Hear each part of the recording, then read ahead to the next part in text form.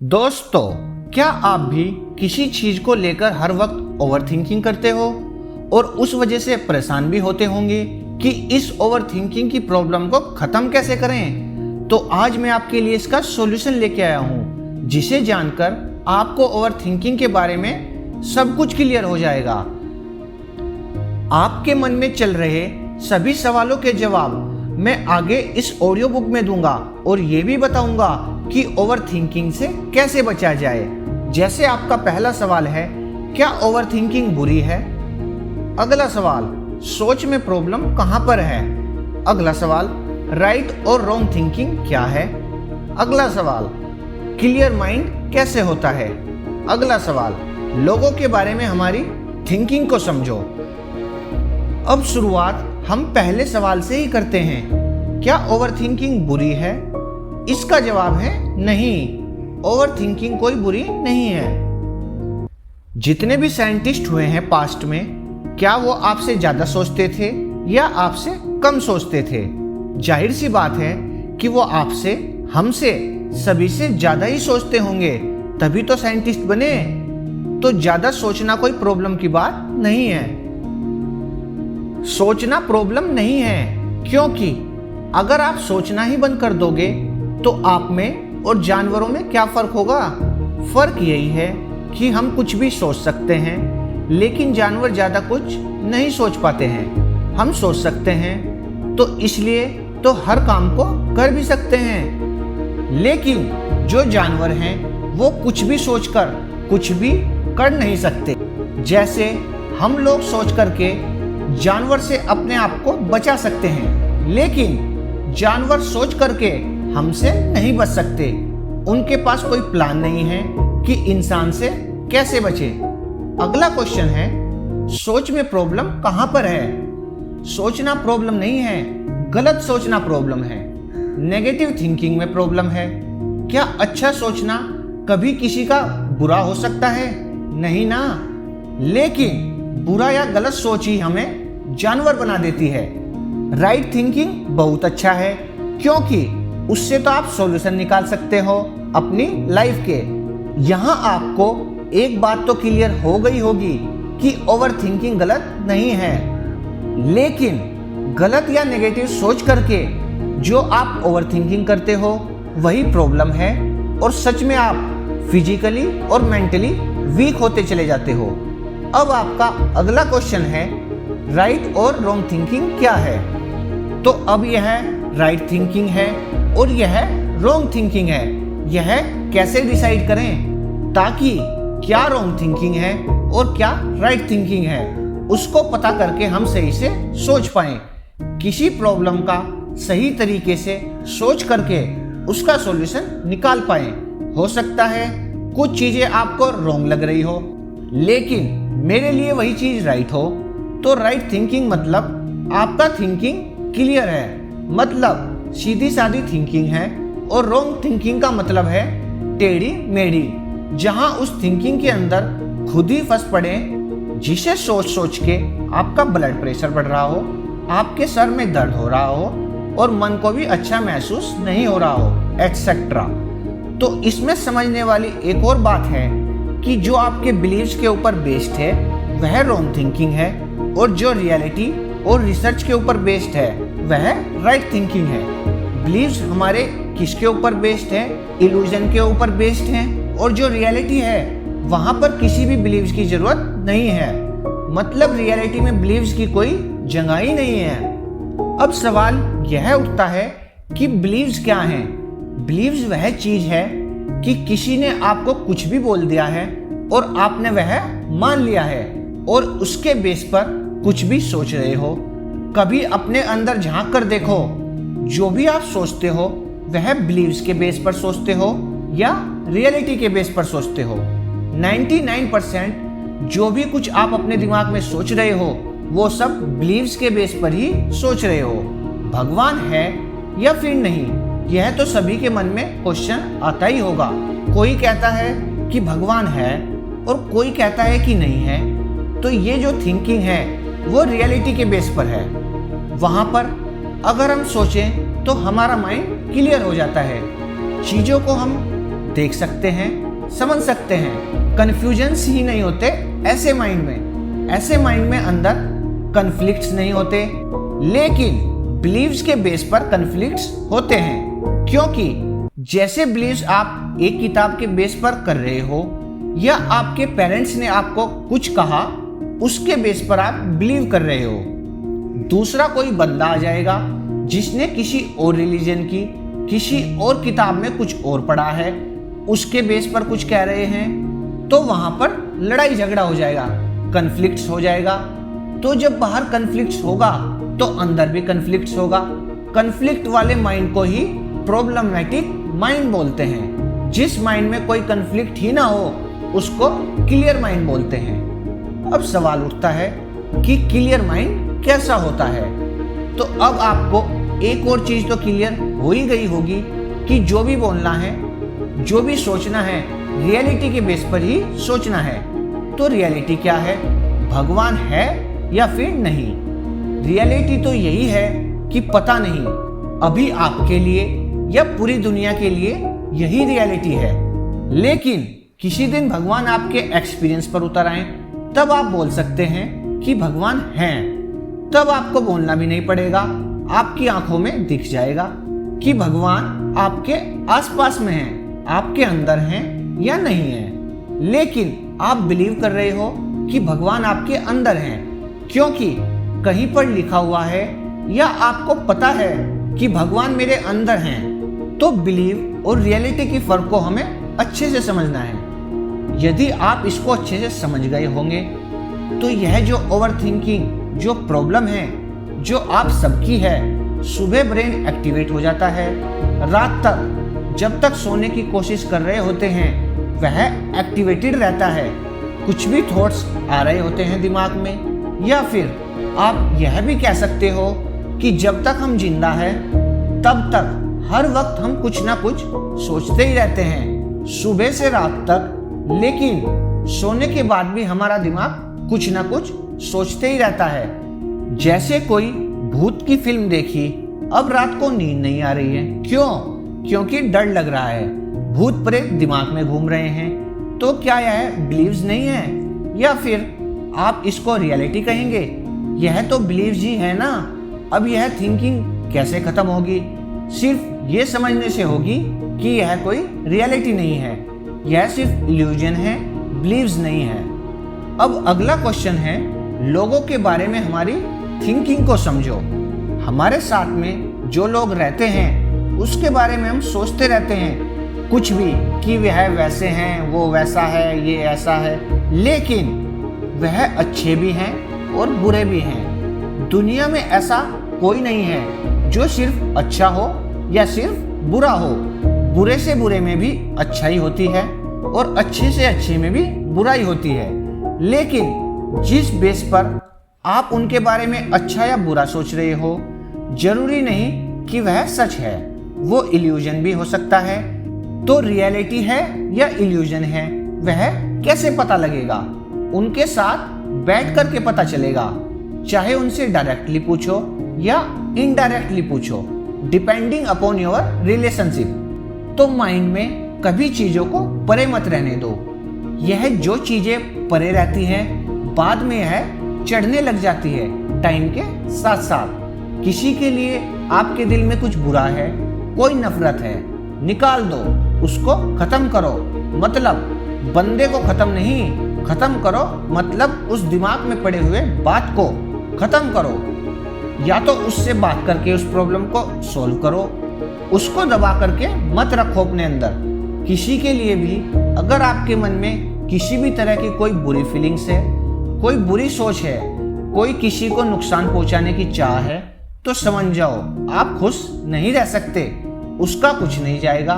मतलब आपको अपने माइंड को क्लियर करना है।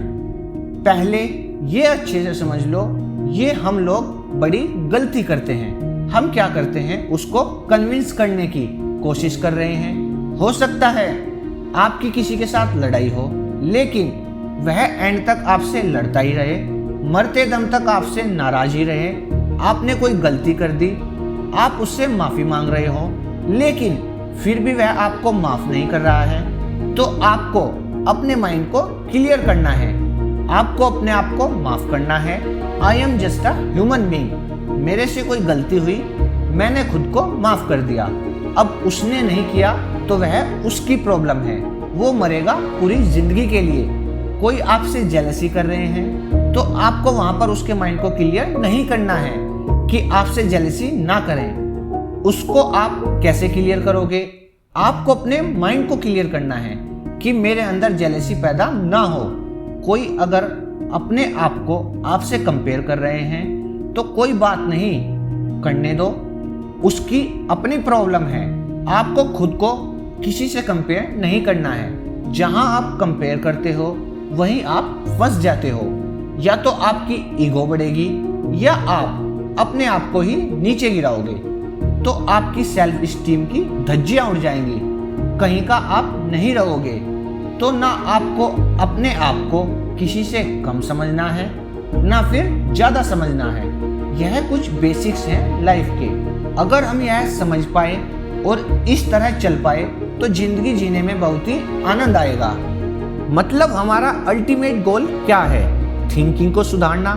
अगर आप इसको समझते हो, क्योंकि इससे कोई बड़ी चीज नहीं है हमारी लाइफ में। इसकी वैल्यू क्या है? अगर आपके जो अंदर की दुनिया है वह बिल्कुल क्लियर हो जाए, इसी को तो खुशी कहते हैं। और खुशी क्या है? लोग कहते हैं कि हम किसी से कुछ सीख रहे हैं, वह कंपैरिजन है। क्या सीखना कंपैरिजन है? नहीं, किसी से कुछ सीख रहे हो वह कंपैरिजन नहीं है। लेकिन आप अपने आप को कंपेयर करते हो किसी से तो आप अपने आप को ही नीचा दिखा रहे हो और आप जिंदगी में आगे नहीं बढ़ सकते। अगर आप अपने माइंड को ठीक रखोगे, ना तो किसी को भी कुछ भी कहने दो, सोचने दो, क्या फर्क पड़ेगा आपको? सोचो। ज्यादातर लोगों के पेरेंट्स ही किसी के साथ कंपेयर करते हैं कि वह देखो इतने मार्क्स लेकर पास हुआ, तुम इतने कम मार्क्स लेकर आए हो। तो आपको अपने माइंड को पहले ठीक रखना है, अपने पेरेंट्स के माइंड को नहीं। आपके पेरेंट्स अपने माइंड को ठीक रखना चाहते हैं या नहीं चाहते हैं, यह उनकी प्रॉब्लम है। दोस्तों, अब तक आपके मन में जो भी सवाल थे आपको उनका जवाब मिल गया होगा। तो अब बात कर लेते हैं ओवर थिंकिंग से कैसे बचा जाए। दोस्तों, अगर आप हमारे चैनल पर नए हैं तो चैनल को लाइक और सब्सक्राइब करें। दोस्तों, आपको शायद पता नहीं होगा कि जब आप ओवर थिंकिंग करते हो तब ये आपके शरीर में भी बहुत ज़्यादा प्रभाव डालता है, जैसे कि स्ट्रेस, टेंशन, और जिसकी वजह से आपके शरीर में ब्लड प्रेशर, डायबिटीज़, बदहजमी, हार्ट की प्रॉब्लम, बहुत तरह की फोबिया, इनसोम्निया की प्रॉब्लम, और आपका शरीर धीरे धीरे खत्म होता चला जाता है। दोस्तों, हमारी बॉडी में दो हिस्से होते हैं। पहला वॉलेंट्री मसल्स और पार्ट्स, दूसरा इनवॉलेंट्री मसल्स और पार्ट्स। पहला वॉलेंट्री मसल्स और पार्ट्स। इसमें होता क्या है कि आपके जो हाथ पैर हैं, उंगलियां हैं, मुंह है, दांत हैं, इस तरह जो पार्ट्स आपके कंट्रोल में हैं, जागते समय सांस लेना, वही है वॉलेंट्री मसल्स और पार्ट्स। दूसरा है इनवॉलेंट्री मसल्स और पार्ट्स। क्या पलकें आप झपकाते हो? क्या आप अपने पेट के अंदर जाकर आपके खाने को हजम करते हो? क्या आपके अंदर होने वाली किसी भी डिजीज को आप ठीक करते हो? सोते समय सांस अपने आप से ले रहे हो या आप खुद सांसों को भर रहे हो? तो मेरे कहने का मतलब यही है कि ये सभी पार्ट्स के काम आपके हाथ में नहीं है। आपके विचार या सोच भी आपके कंट्रोल में नहीं है। आपकी सोच पर आपका कोई डायरेक्ट कंट्रोल नहीं है, तो आपको तो ओवर थिंकिंग होगी ही। तो इसलिए आप ज़्यादा समय अपने सोच को कंट्रोल नहीं कर पाते हैं। 1 मिनट तक आपने सोचा कि मैं अब कुछ भी नहीं सोचूंगा, और 20-30 सेकंड बाद ही आपको पता भी नहीं लगता और आपके माइंड में ओवर थिंकिंग शुरू हो जाती है। तो इससे बचने के लिए आपको कोई दवाइयाँ लेने की ज़रूरत नहीं है। वैसे ये नेचुरल है, फिर भी अगर बहुत ज़्यादा सोचने के कारण से आपके शरीर को हानि पहुंचाता है, लेकिन ऐसा भी नहीं है, इसको ठीक नहीं किया जा सकता।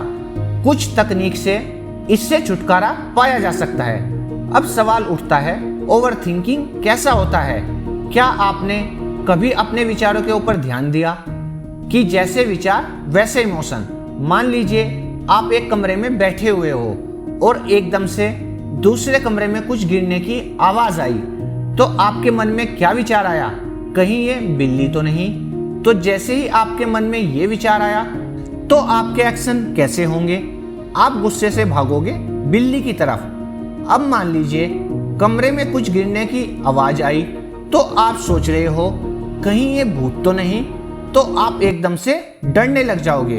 अब क्योंकि आपके मन में विचार चल रहा है तो आपके इमोशन भी साथ में चल रहे हैं। अब जो आपके इमोशंस होते हैं वो बहुत सारे तरीके के हो सकते हैं। कभी गुस्सा, कभी डर, कभी जेलस, कभी फ्रस्ट्रेशन, कभी डिप्रेशन, कभी प्यार, कभी खुश, कभी दुख। और जैसे आपके विचार होंगे वैसे ही आपके शरीर भी रिएक्ट करेगा। मतलब अगर आप निगेटिव थिंकिंग कर रहे हैं तो आपके शरीर में कई तरह की बीमारियां देखने को मिलेगी, और अगर आप पॉजिटिव थिंकिंग कर रहे हैं तो आपके शरीर में पॉजिटिव एनर्जी बनने लगेगी।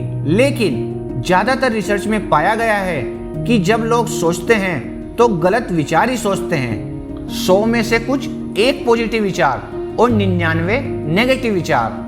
तो इसका मतलब यही है कि ओवर थिंकिंग में सिर्फ नेगेटिव थिंकिंग ही आती है लोगों के माइंड में। जैसे जैसे आपके माइंड में नेगेटिव थिंकिंग बढ़ता चला जाता है वैसे वैसे आपके शरीर में नेगेटिव एनर्जी बढ़ती चली जाती है और एक पैटर्न बनता चला जाता है। तो आपके दिमाग में बहुत तरीके की कुछ कमेंट्री चलती रहती हैं। अगर गर्लफ्रेंड बॉयफ्रेंड से ब्रेकअप हुआ तो अब वही कमेंट्री चलती रहेगी। किसी अपने की डेथ हो गई तो अगले कुछ सालों के लिए वो कमेंट्री चलती रहेगी। ऑफिस में बॉस ने सबके सामने कुछ गलत कह दिया तो उससे रिलेटेड दिन भर कुछ गलत विचार चलते रहते हैं।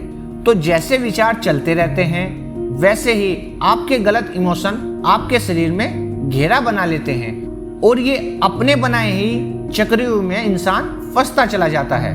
मतलब विचारों पे कंट्रोल नहीं है तो इमोशंस पे भी कंट्रोल नहीं होता है। दोस्तों, जैसे मैंने ऊपर बताया कि हमारे सांसों पर हमारा कंट्रोल नहीं है और वो तब पता लगता है जब हम सोते रहते हैं, लेकिन जब हम जागते रहते हैं तो तब हमारे ब्रीदिंग पर हमारा कंट्रोल होता है। वैसे तो ब्रीदिंग भी अपने आप ही चलता रहता है, फिर भी हम उसको अपने हिसाब से चला सकते हैं। आप खुद देखो, अभी आप गहरी सांस लो और गहरी सांस छोड़ो, आप जल्दी जल्दी सांस लो, तो आप ये कर सकते हो। मतलब सांस अभी आपके कंट्रोल में है। अब आपको ये बात भी पता होनी चाहिए कि जैसे आपके विचार हैं और वैसे आपके इमोशन भी हैं और वैसे ही आपकी ब्रीदिंग भी चलती है। अगर आप बहुत ज़्यादा गुस्से में हो तब आपकी ब्रीदिंग बहुत तेज हो जाएगी और आपकी ब्रीदिंग छाती से चलेगी। और कभी कभी तो बहुत ज़्यादा गुस्से होने के कारण भी लोग हार्ट अटैक का शिकार हो जाते हैं। अगर आपके अंदर घबराहट हो रही है तो आपकी सांसें छोटी हो जाएंगी। तो इससे आपको ब्रीदिंग के पैटर्न को चेंज करना है। मतलब मैंने बोला कि जैसे विचार वैसे इमोशन और वैसे ही आपकी ब्रीदिंग, और ये तीनों चीज इंटरैक्टेड है। तो आपने ब्रीदिंग को चेंज किया और आपके इमोशन चेंज, तो आपके विचार भी चेंज हो जाएंगे। मतलब अगर आपको आपके विचार के ऊपर कंट्रोल पाना है तो आपको अपनी ब्रीदिंग के ऊपर काम करना ही पड़ेगा। अगर ओवर थिंकिंग से बचना है तो आपको ब्रीदिंग की बहुत सारी एक्सरसाइज करनी होगी। इसको हम प्राणायाम बोलते हैं, जैसे डीप ब्रीदिंग, अनुलोम विलोम, कपालभाति, भ्रामरी एटसेट्रा। तो आप इनमें से एक से शुरुआत कर सकते हो। डीप ब्रीदिंग का एग्जाम्पल लेते हैं। गहरी सांस लेंगे तो आपके विचार आपके कंट्रोल में आने लगेंगे, आपका दिमाग शांत होता चला जाएगा। और शांत दिमाग में कहाँ ओवर थिंकिंग की प्रॉब्लम्स होती है। आपको सुबह उठकर या आपको जब भी टाइम मिले तो आपको बस 10 मिनट्स डीप ब्रीथिंग की प्रैक्टिस करनी है। अब सवाल उठता है, डीप ब्रीथिंग कैसे करें? हम सभी गलत तरीके से डीप ब्रीदिंग करते हैं। डीप ब्रीदिंग का हम समझते हैं कि गहरी सांस अंदर लेना है, लेकिन ऐसा नहीं।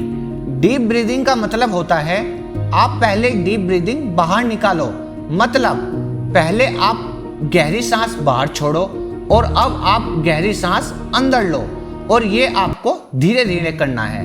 आप चाहो तो सेकंड्स की गिनती कर सकते हो, यानी कि 5 सेकंड आप अपनी सांसों को बाहर छोड़ो, उसके बाद 5 सेकंड सांसों को अंदर खींचो। आपको एक बात हमेशा ध्यान में रखना है, जैसे ही आप ठीक से ब्रीदिंग बाहर छोड़ोगे तो ठीक से सांस अंदर भी ले पाओगे।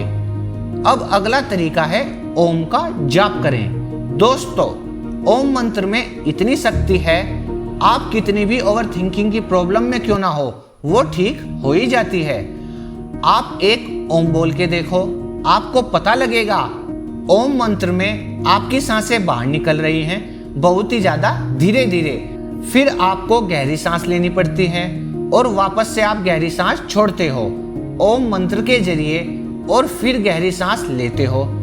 ऐसे में आपके विचार खत्म होते चले जाते हैं। अगला तरीका है प्राणायाम करो।